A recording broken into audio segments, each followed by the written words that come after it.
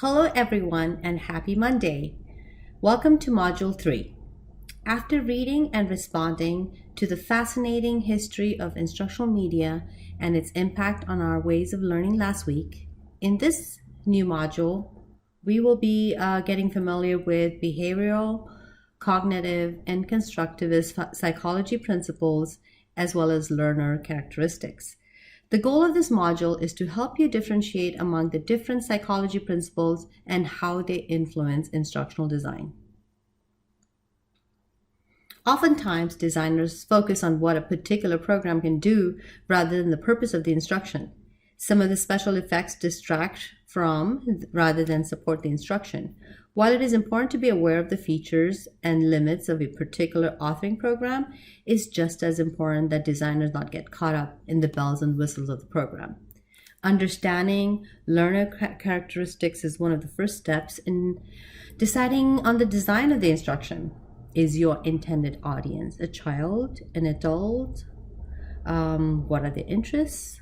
What are their backgrounds? What are their abilities? So, as you walk through the readings and assignments, the objectives you'll be working on this week are comparing and contrasting different learning principles and theories, assessing the impact of different learning principles on the instructional design of courseware, as well as examining learner characteristics and how they apply to the design of courseware. So let me walk you through what your module looks like on Titanium. So here's your Module 3. When you click on the first file, there is an introduction on what is expected this week.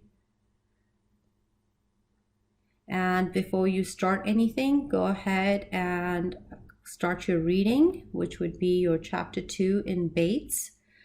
And that's attached as a PDF. The whole reading article is attached, as well as just specifically Chapter 2 in this article. And then also you have Chapter 2 in Clark and Mayer that you need to read first. So you have actually 3 assignments, but only 2 are due. So the first assignment is to write a 3-page paper where you're comparing and contrasting those 3 psychology principles that I mentioned to you earlier. That's due on Sunday.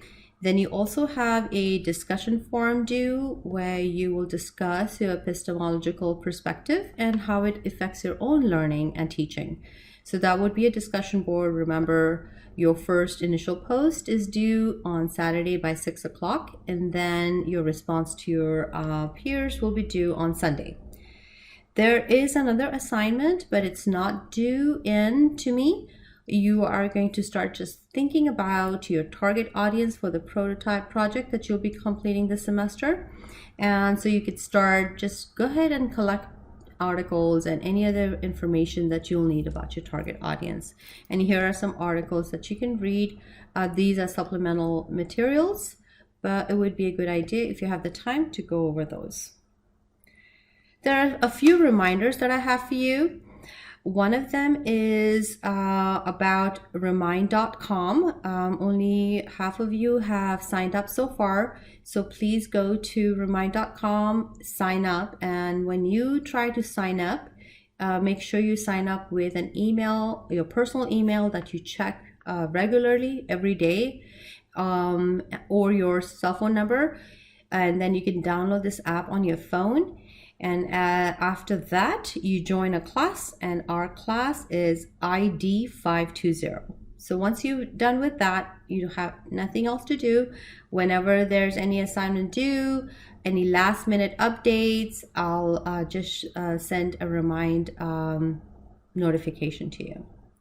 Now, one of the things that I actually wanted to bring to attention is the calendar and latest news. So as you check into a portal or sign into a portal, this may not be what it looks like for you, but you'll have the courses that are available to you for this semester. And then you'll see on the top, there's a drop-down menu. If you click on it, your calendar is an option. So if you click on your calendar, all the assignments for your courses will pop up here. So if this is the only course you're taking, and if I'm the only one that puts in assignments as checkboxes, they'll appear for you here. Okay, just want to make sure you understand that aspect of the calendar. And as you're in the course, on the right hand side here, it gives you the latest news, which means any updates that I have in the announcements will pop up here for you.